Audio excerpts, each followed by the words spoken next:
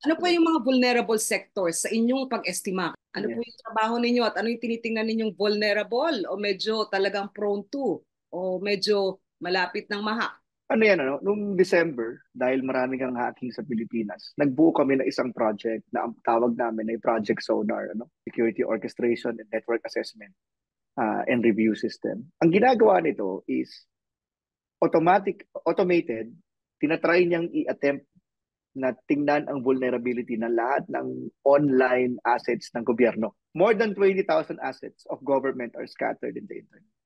We found approximately 73,000 vulnerabilities. Ngayon, bakit namin ginagawa to? Kasi ginagawa rin ng hacker yon. Mm. Inuunahan lang namin. Mhm. After that, ina-advise namin yung government agency, ito yung vulnerability nyo. Mhm. This is the unfortunate part. Uh, Mhm. the 73,000 plus plus na vulnerabilities found in all 1,000, more than 1,000 government offices. 21% lang yung nag-respond. Na Okay. sinasabi nila, aayusin nila yung sinabmit namin. Mhm. So, Mhm. so doon makikita mo rin na may procedural and people vulnerability. Bakit? Oh.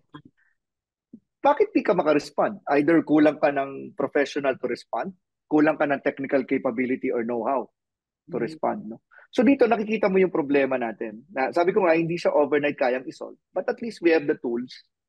We have Mhm. a baseline. So baka naman ho problema na sabi ninyo nga baka walang tao na may technological capability o walang budget. Precisely.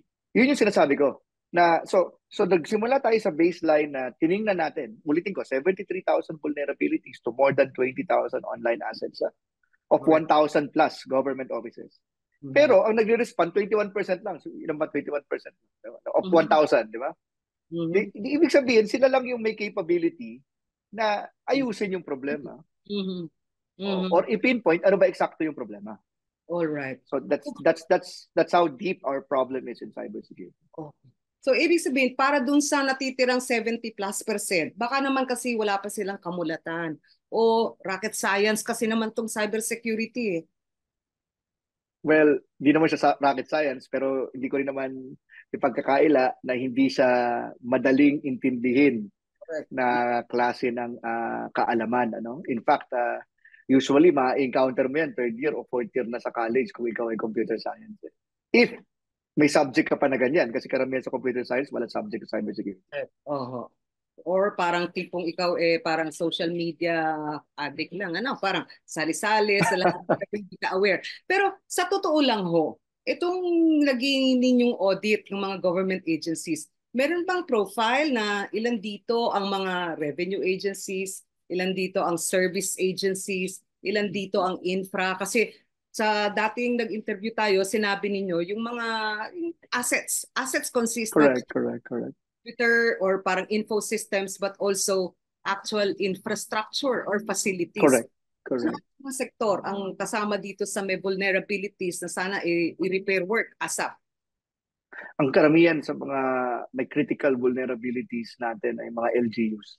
Okay? Mm. So that is to be expected. Again, nagpapalit ang mga mayor or kung meron or syempre yung kanilang what do you call that source of professionals might be limited.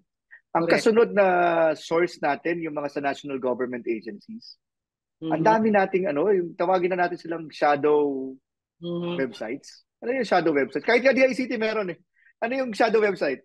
Shadow website yung ginawa nung nakaraan na leadership, Uh, mas nakalimutan.